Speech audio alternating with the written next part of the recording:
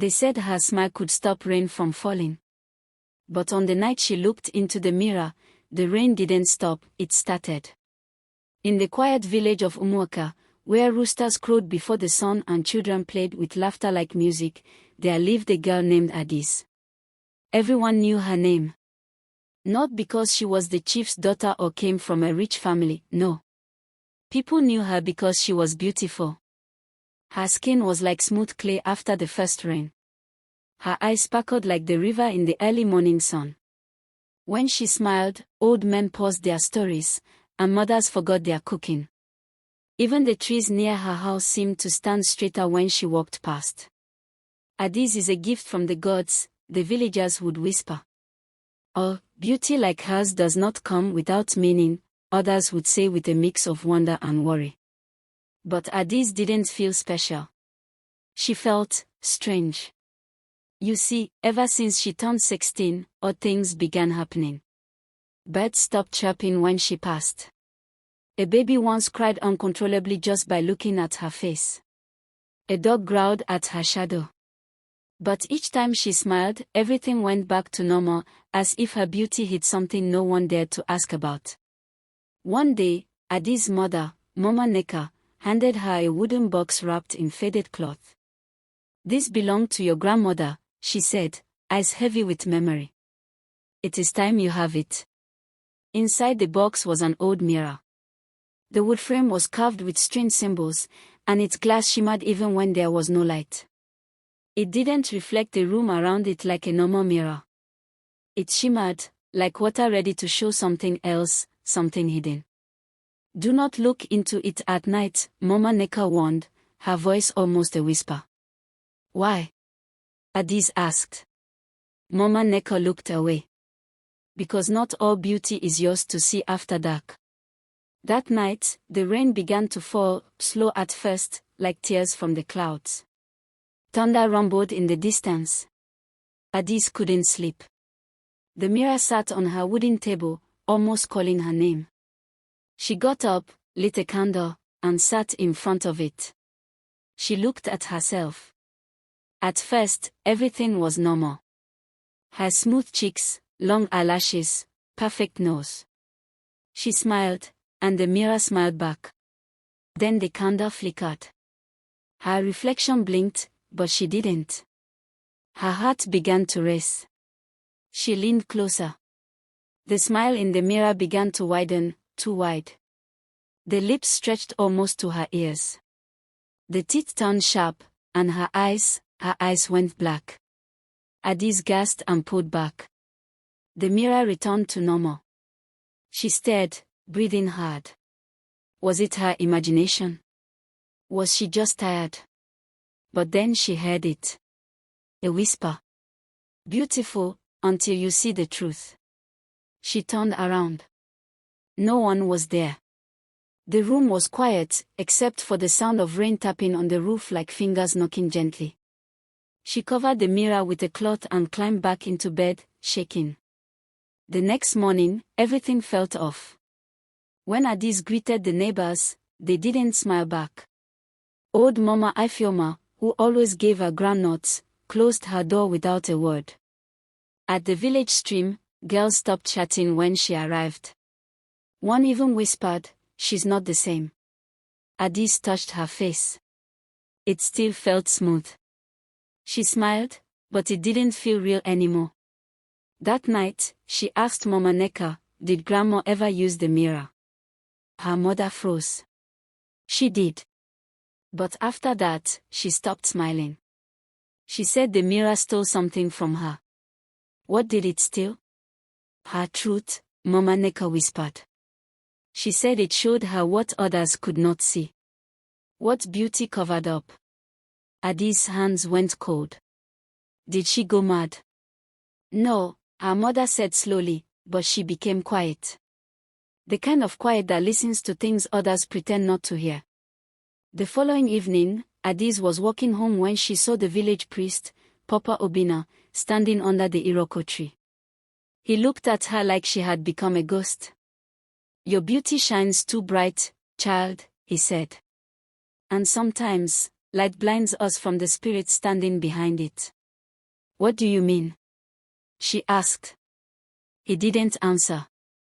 Instead, he dropped a leaf in her hand. Put this under your pillow tonight. If the mirror calls you again, do not answer. That night, she did as he said. But the mirror didn't wait. At midnight, the cloth covering it fell by itself. The candle lit by itself. And in the mirror, a different girl appeared, still Adaeze's face, but twisted in pain. Tears of black ink ran down her cheeks. Let them love your face, the reflection whispered, but do not forget what you carry. What do I carry? Adaeze asked, her voice trembling. The mirror cracked slightly, and a second whisper came, not from the glass, but from inside her own chest. You were never just a girl. You are the keeper of a truth no one dares to speak.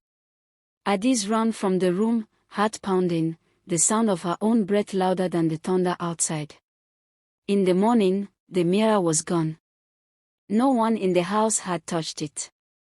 No one saw anyone enter or leave. But on her door, someone had written in chalk.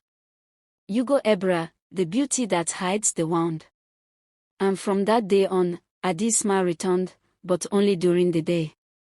Because when the moon rose, she no longer trusted her reflection. And deep in her heart, she began to wonder. What truth does my beauty hide? Some mirrors show your face. Others show your fate. Adaeze was about to find out which kind hers truly was. The village of Umuaka was never quiet for long. Chickens clucked. Children shouted. Drums beat at odd hours. Life moved like the river, steady, loud, and sometimes rough. But lately, people began whispering instead of talking. Eyes darted instead of meeting. And when Adaeze walked by, silence followed. Once, villagers would rush to greet her. Now, they crossed the road when she approached. One morning, on her way to the stream, Adaeze saw a toddler point at her and burst into tears. The child's mother picked him up quickly, clutching her son to her chest. Let's go, my child, she whispered. Don't look at her. Adaeze stopped. What did I do? The woman didn't answer. She only walked faster. Adaeze looked down at her hands. They were the same hands. Her feet were the same feet. But inside her, something was shifting, something quiet and cold, like a shadow with no name. That evening, Adaeze returned home to find the old mirror leaning against the wall of her room. Uncovered. Oh. And glowing faintly in the moonlight. She stepped back, heart racing. I didn't bring it here, she said aloud, hoping someone, anyone, would respond. But the house was empty. Her mother had gone to the night market. The only sound was the rustling of dry leaves outside the window. She wanted to run. To scream. But her feet moved forward. And once again, she stood in front of the mirror. This time, her reflection didn't move. It stared, wide-eyed and still. Too still. Her lips remained closed, but a voice echoed in her head. You cannot run from what you are. I don't understand. Adaeze cried. What am I? The mirror shimmered. Her reflection blinked. Then, slowly, it raised one hand and pointed to her chest, right over her heart. Adaeze gasped. My heart. What about it? Suddenly, the reflection changed. Instead of her beautiful face, she saw a girl, dirty, bleeding, eyes full of fear. This girl wore no jewelry. No fine wrapper. Her hair was matted. Her beauty was hidden under layers of pain. And yet, it felt familiar. Then it spoke. Before beauty, there was blood. Adaeze fell to her knees. Tears streamed down her cheeks. Something inside her cracked open. Memories flashed, a dark room, a loud scream, the sound of fire, and then nothing. Had she forgotten? Or had someone made her forget? The next day, Papa Obinna, the priest, came to visit her. He sat quietly under the mango tree as Adaeze brought him a cup of palm wine. "You look tired, child," he said gently. "I am," she replied. He looked at her, long and hard. "The mirror has returned to you." Adaeze nodded. He sighed. "Then it has chosen you completely." "Chosen me for what?" Papa Obinna touched the beaded bracelet on his wrist. "There are mirrors that show our face. And mirrors that show our spirit. The one you have, it doesn't lie." "Why would a mirror choose me?" she whispered. "Because your beauty was not born from nothing." He leaned closer. "Someone, somewhere, gave something, or someone, for you to shine like this." Adaeze's mouth went dry. "You mean, a sacrifice?" "Maybe. Or maybe a curse disguised as a blessing." Later that evening, the village square was filled with noise. Drums. Dancing. A festival for the new yam harvest. But Adaeze didn't go. She stayed in her room, staring at the mirror. This time, she was ready. "Show me the truth," she said. The glass rippled like water. Then she saw a forest. A woman ran, carrying a baby wrapped in palm leaves. Behind her, people shouted, chasing her with fire and sticks. The woman stopped beside an iroko tree, the very one that stood in the center of Umuaka today. She laid the baby on the ground and cried out, "Spare her. Let her be loved. Let them see beauty, not fear." A bright light flashed. Then silence. The woman fell. The baby lay still, until a hand reached out and picked her up. Adaeze gasped. That baby was her. Suddenly, someone banged on her door. It was Mama Ifeoma, the oldest woman in the village. Her eyes were wild. "Child, you must leave that mirror." "Why?" Adaeze asked, still shaken. "That mirror belongs to the spirits. It was used to hide a truth many years ago. The woman in the forest, she was your mother's sister. Your real mother died that night." Adaeze's eyes filled with tears. "Why didn't anyone tell me?" "Because you were too young. And because your beauty made people forget your past. But the mirror remembers. And now, so do you." That night, Adaeze stood before the mirror one last time. She didn't cry. She didn't tremble. She looked at her reflection, not to admire it, but to accept it. "Show them my truth," she whispered. And slowly, her face in the mirror changed. No longer just beautiful. Now, powerful. Strong. Wounded, but alive. The next day, she walked through the village without smiling. People stared. Not because she was beautiful, but because she no longer needed to pretend. And somewhere deep in the forest, the iroko tree swayed, as if it, too, finally breathed a sigh of relief. They thought her beauty was a gift.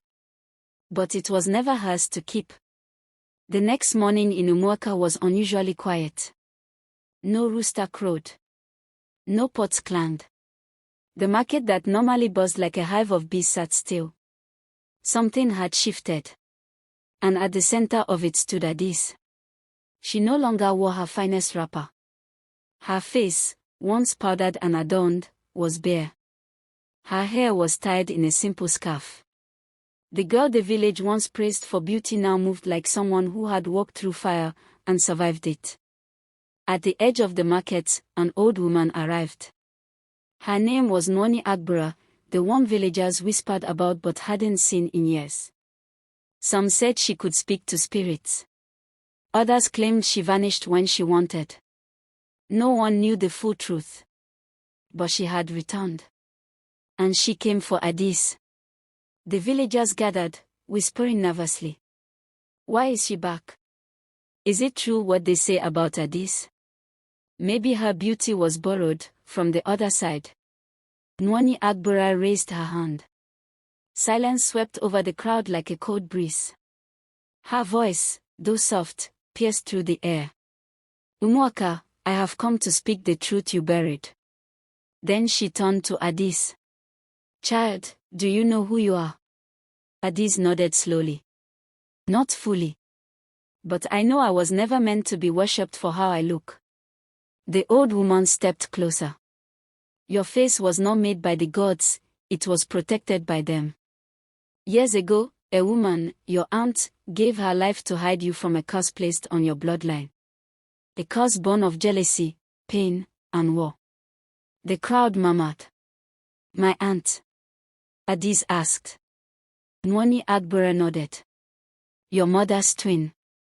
She ran with you through the forest that night. I saw it all. She gave her last breath begging that no one would ever see the truth, that your beauty would shield you. Adaeze's voice shook. But the mirror saw everything. Yes, the old woman said. Because it was never just a mirror. It is a doorway, to memory, to spirit, to truth. She raised her hand again. The mirror was placed in your care so one day, when you were strong enough, you could return what was borrowed. Adaeze stepped back. Return, what? Nwani Agbara's eyes glowed faintly. Your beauty was borrowed, child. It wasn't yours. It was drawn from a spirit of light, bound by your aunt's sacrifice. But now, the spirit grows restless. It wants to go home. Suddenly, a sharp wind blew through the square. The villagers gasped as leaves spun around Adaeze's feet. Her scarf flew off. Her eyes turned glossy. And the mirror appeared, floating, shimmering, spinning in the air. Nwani Agbara placed her palm on Adaeze's chest. You must choose. Return the beauty and embrace your truth, or hold on to it and live forever in shadows. Adaeze looked around. At the villagers who once praised her. At Mama Neka, who stood crying. At Papa Obina, who bowed his head. And then she looked at the mirror. She saw her face, glowing, perfect, almost untouchable. Then the image shifted. She saw herself, plain and tired, but full of strength. A girl no longer praised for how she looked, but for how she endured. I choose my truth, she whispered. The mirror cracked loudly. A beam of light shot from it into the sky, and the wind howled like 1,000 voices being set free. Adaeze screamed as a warm energy passed through her. The beauty that had once clung to her skin peeled away like mist. Her face changed, softer, rougher, real. She fell to the ground. When she opened her eyes, the mirror was gone. The wind had stopped. The village was silent. Nwani Agbara bent down beside her. You did what many never could. I feel lighter, Adaeze said. You've returned what was borrowed. But you've gained something greater, freedom. The villagers stood still. Some with tears. Some with shame. Mama Ifeoma stepped forward. We are sorry, Adaeze. We love the beauty, but we never asked about the girl. Adaeze sat up. Her smile was no longer magical. It was something better, authentic. I don't need you to admire me, she said softly. I just want to be seen. Days passed. Then weeks. Adaeze began walking through the village without fear. Some still stared. Others came to sit with her, to listen, to learn who she really was. The mirror was never seen again. But stories about it lived on, whispered to children before bed, told beside firewood flames. Once there was a girl who was too beautiful to be real. But she gave it back. And in doing so, became more powerful than beauty could ever make her. One evening, under the same Iroko tree where her story began, Adaeze sat with Mama Neka. Do you regret it? Her mother asked. No, Adaeze said. Because now, when I smile, it belongs to me. And high above them, the stars blinked, quiet witnesses to a beauty no mirror could steal.